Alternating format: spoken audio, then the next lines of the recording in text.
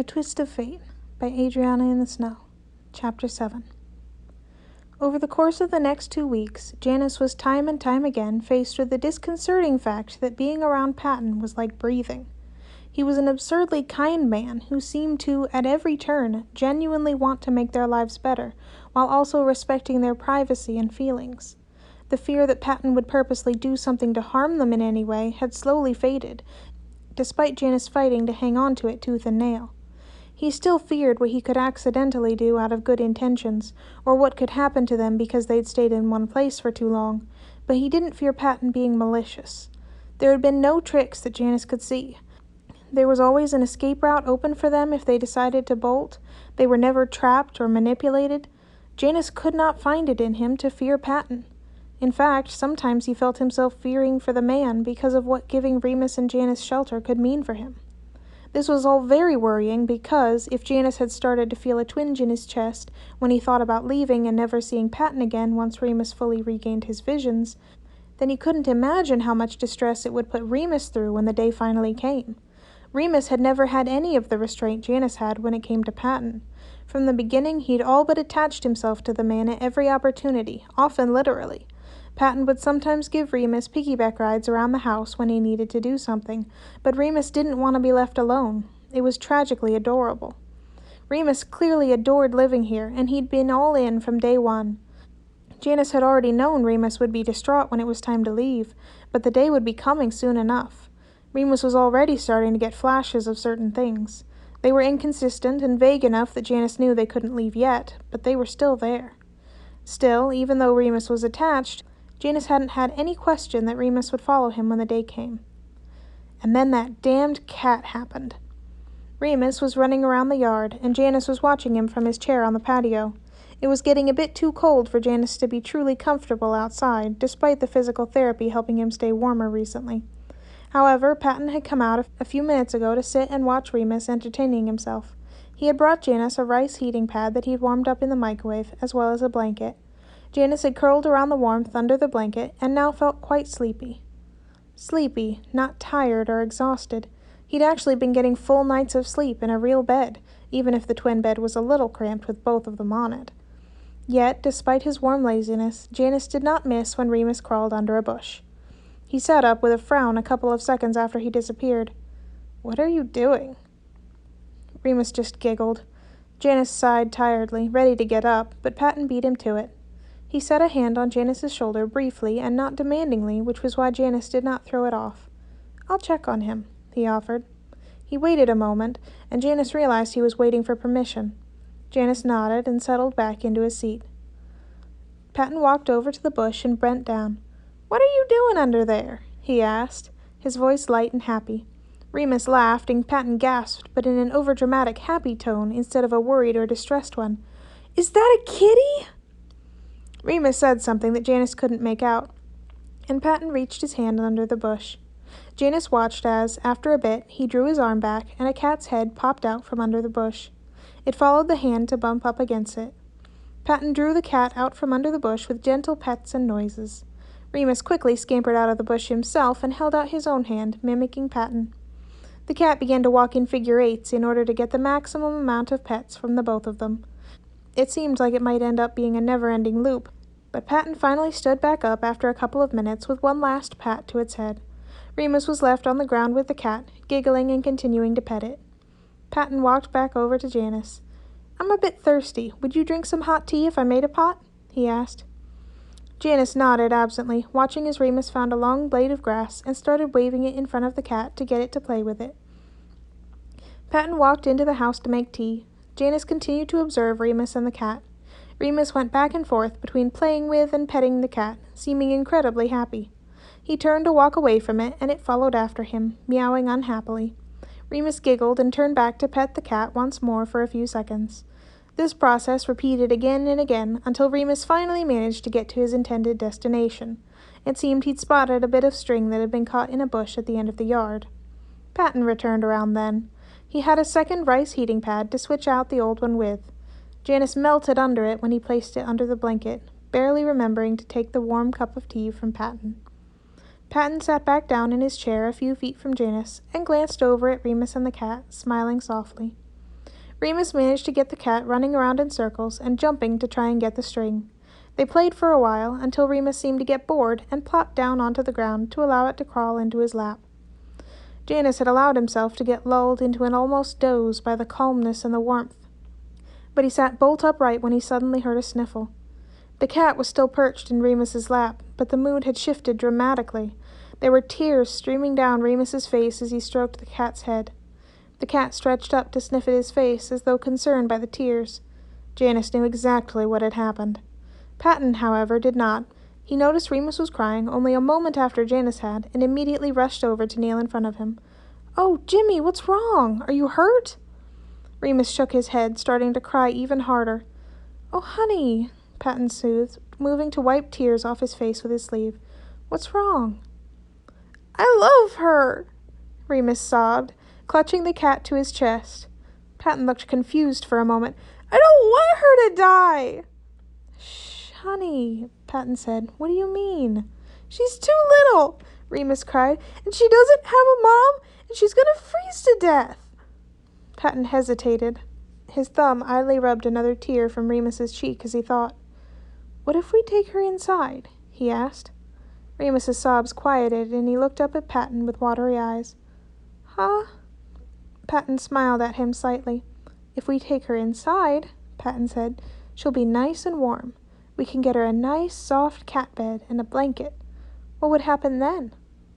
Remus blinked at him. "I don't know," he said. "Well," Patton said patiently, "I don't think the cold can hurt her when she's warm inside. So why don't we take her in the house?"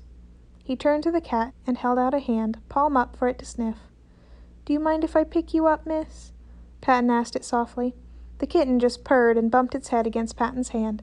Patton smiled and got to his feet. He leaned down and reached forward to carefully pick the cat up off Remus's lap. "Could you open the back door for me, Evan?"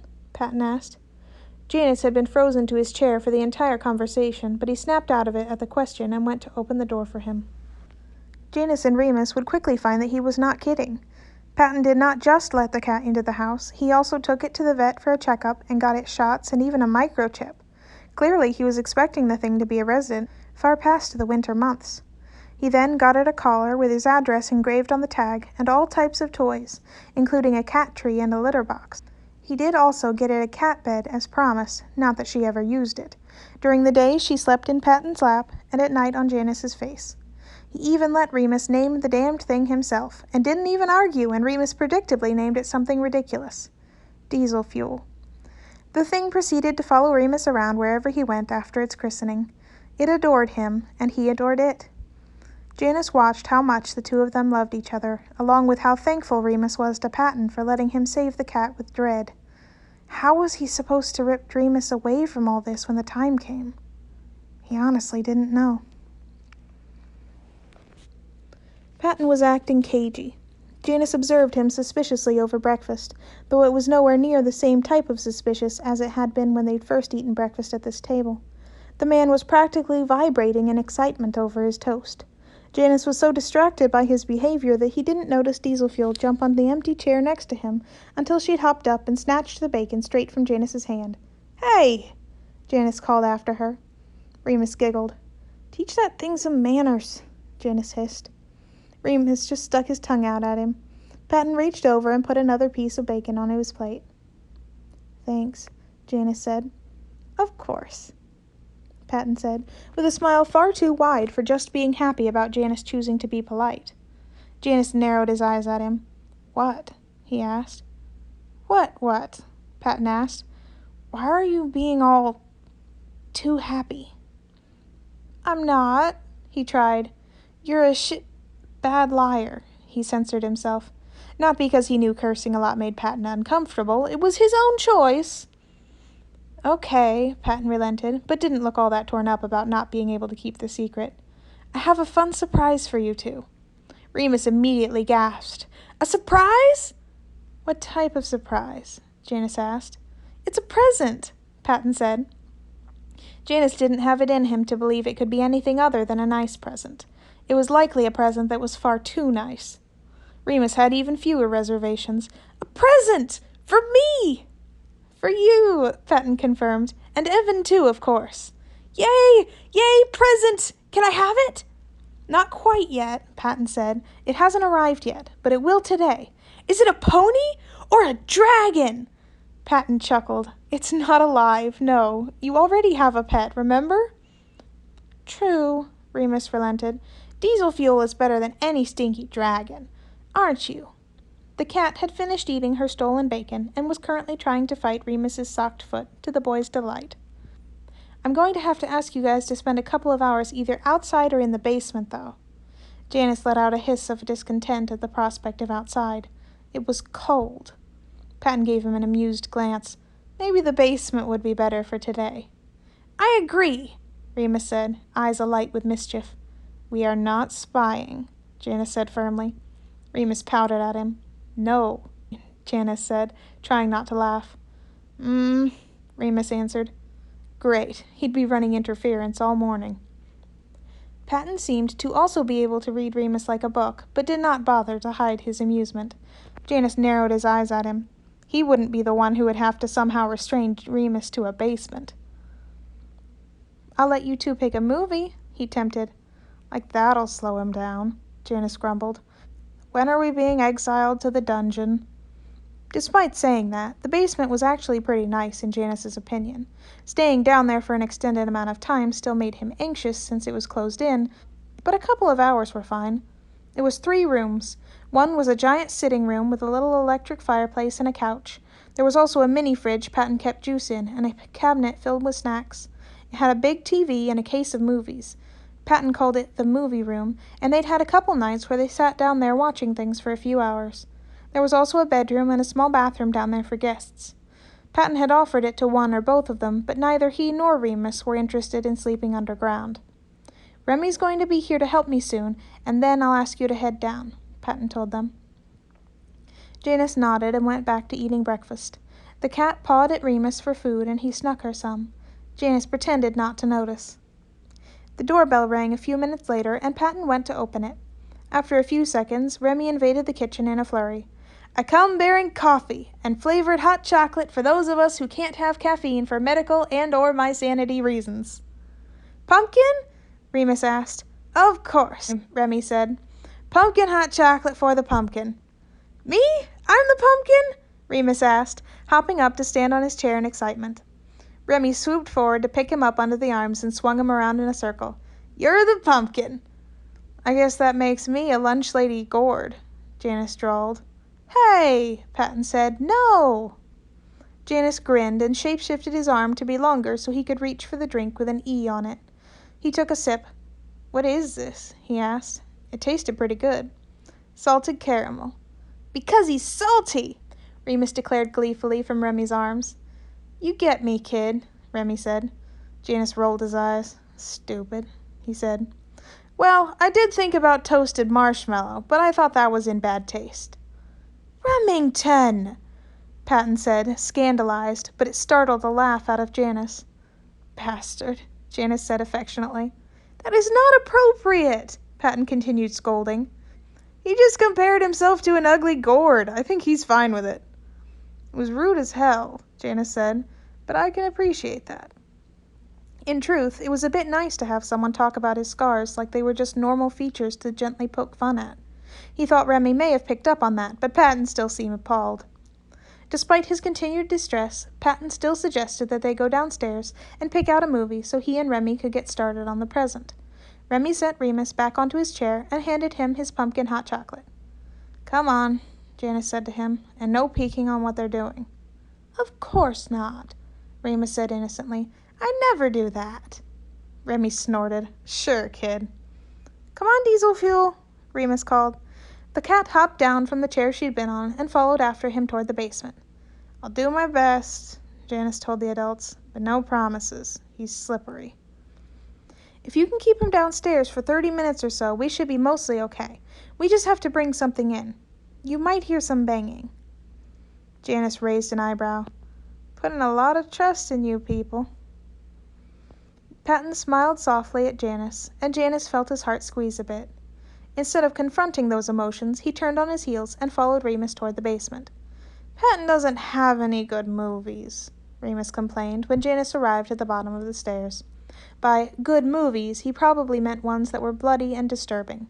Janice was fairly confident that Patton probably did have a few good movies, but had hidden them.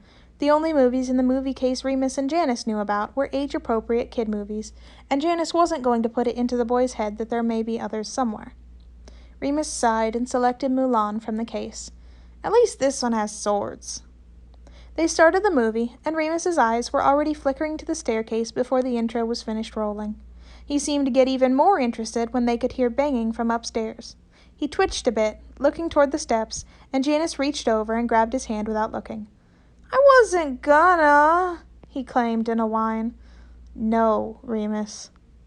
Remus grumbled and settled back down, not that Janice expected him to give up so easily. The banging stopped after only a few minutes, but the lack of sound only seemed to increase Remus's curiosity. "You should go spy on them for me and report back," Remus whispered to his cat about an hour into the movie, like he thought Janice couldn't hear him from the armchair.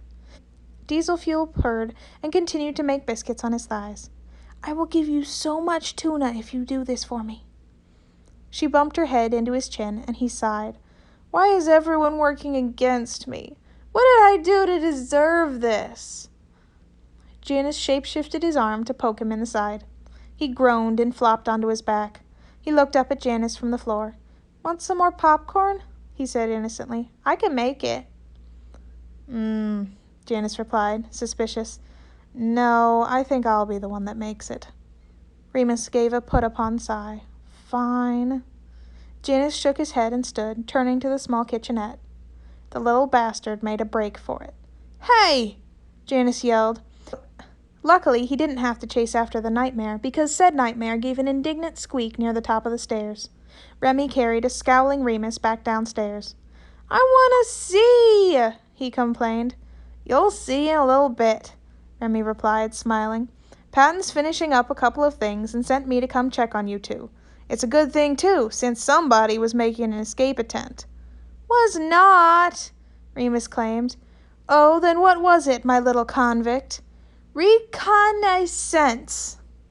"Now that is a $10 word," Remy said, spinning in a circle. "And a lie." He tossed a shrieking Remus onto the couch. "Not a lie," Remus claimed with a giggle. "Oh, not a lie?" Remy asked, poking him in the side to make him giggle more. "Just a fib?"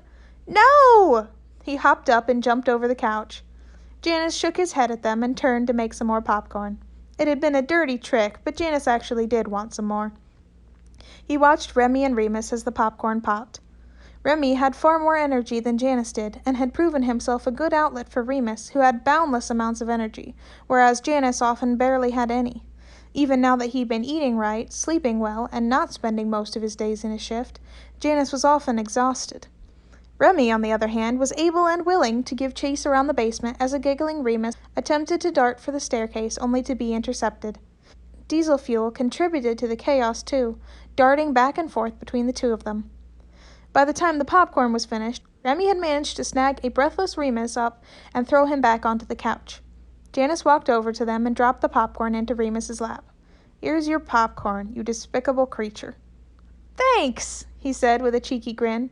He had no remorse for his behavior, obviously. He shoved a handful of popcorn into his mouth.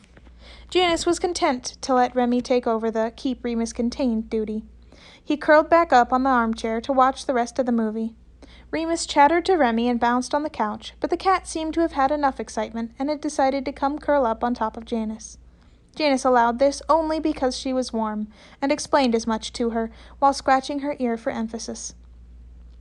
Mulan had ended, and they'd started watching Lilo and Stitch before Patton finally came down the steps. Remus shot up immediately. "Present?" he asked. "Yes," Patton said with a laugh. "It's present time." Remus danced happily across the basement. He picked up Diesel Fuel from Janice's lap and ran up the stairs with her in his arm. "Where's the present?" he yelled back down the stairs. "Wait for us," Patton called back. He offered Janice a hand up, and Janice took it. Remy stood up and stretched. "I'm going to leave the three of you to that," he said with a wink. "I'll go pick up something to eat for lunch." "I can cook lunch," Patton said with a frown. "You've worked enough today," Remus said, patting him on the shoulder. That piqued Janice's interest in regard to the present, but he had a lot more patience than Remus. They left Remy at the bottom of the staircase to the second floor, and Patton led Remus and Janice up to the room that they'd been using since they arrived. He looked a little nervous suddenly, standing at the door and looking at the two of them. "You can change things if you like," Patton assured, "but I hope you like it." Janice and Remus watched him curiously as he pushed open the door. The first thing Janice noticed was that the bed, or rather, beds, were different. The twin bed they'd been sleeping on together was gone. There were now two matching twin-sized bed frames and mattresses. Patton had shoved them together so they almost looked like one, but they were two separate beds that could be pulled apart easily. Then Janice noticed the rest of the room. There had been one desk already, but a second one had been shoved into a corner. There was a small stack of books on the newer desk. Janice could see a snake on the cover of one. A corkboard had been installed over the beds. Patton had already pinned a couple of pictures Remus had drawn during their time here to it. Janice saw Remus let go of the cat out of the corner of his eye. She hopped onto one of the new beds to sniff at the pillow on it. She seemed to decide it was sufficient and curled up on it. "And," Patton said, "there's this for the door, if you want it." He was holding out a hand-painted wooden sign with bright yellow and green paint. It read, "Evan and Jimmy." Janice felt his throat constrict a bit. He started, but he was cut off by a choked sound from Remus. Janice jerked his head over to see that the boy had tears rolling down his cheeks. He turned and ran from the room. Patton's extremely worried eyes met Janice's. "I'll get him," Janice said. I'll get him." He turned and ran, though if he was more chasing after Remus or fleeing the room Patton had designed just for them, he didn't know. Remus was not difficult to find. He was crying loudly, and the sounds led Janice to a small closet under the stairs. Janice quietly slipped in beside him. Remus turned to him where he was seated. "I don't want to go," he cried. Janice cringed. He'd been anticipating this conversation, but it didn't make it any easier. "Remus, you of all people know why we can't stay," he said. "We can't stay still. We've stayed still for too long already. You know that." "But—" "You know what will happen if Halo Mark finds us," Janice said. "You've always known. I'm a failed investment and you're a disobedient tool. We get caught and I die, and you know—" Janice's eyes burnt with tears. "You know what happens to you. Staying with Patton is too much of a risk. It's not like he can protect us. He can't even kill the spider, let alone face off any of the marked. As soon as your visions work fully again, we have to run. We can't risk this." Remus looked at his feet for a few long moments, and then said, "I don't want to die cold." "We'll find a place to stay for the winter. I know you see us freezing to death in a lot of your visions, but if we're careful, none of those will come true. We just have to—" Remus looked up at him abruptly, eyes serious and sharp. Suddenly, Janice had the inexplicable feeling that he wasn't talking to a 9-year-old anymore. Janice could see a man in those familiar dark green eyes. There was a man in there looking back at him from decades down a wrong path. A chill went up and down Janice's spine. "No, Janice," Remus said, his voice tired and worn. "I don't want to die cold." Janice said, hesitating under that gaze that said so much, that had seen so much. What exactly, Janice did not know, but he knew just from those eyes that he never wanted to. "Okay," he said. "Okay, we'll stay." As soon as the words left his mouth, Remus blinked, that intense expression clearing as suddenly as it had arrived. "Oh," Remus said. "My visions just came back. Weird, I wonder why." "Yeah," Janice said distantly. "I guess we're staying." Remus gasped, seeming surprised and thrilled. "Really?" Janice said, looking him over. "Yes." "I have to go tell Diesel Fuel. She's been so worried." He sprinted from the closet and took off up the stairs, screaming for the cat. Janice slowly got to his feet and followed at a much more sedate pace, his mind still racing. He didn't know how they would stay and not be found. He didn't know what this future held, but he knew he didn't want the other one. He didn't want the future without... His eyes met Patton's from down the hall. He slowly walked forward until he was a few feet away. Patton still seemed concerned, even though Remus was clearly not upset anymore. He had already sprinted into the room and was jumping on the bed, chattering his cat. "Remus," Janice said. "What?" asked Patton. "His name's not Jimmy. It's Remus. So you're going to have to change the stupid sign." Patton paused, hope in his eyes. He must know what this meant. "Remus," he said, testing it out. "I see." There was an unspoken question in his gaze, but Janice didn't know if he was ready to answer it even now. "J," he decided on. "The letter J, and that's all you get for now." Patton nodded slowly. "I'll leave room on the new sign then," he said. And despite himself, that made Janice feel a little bit better.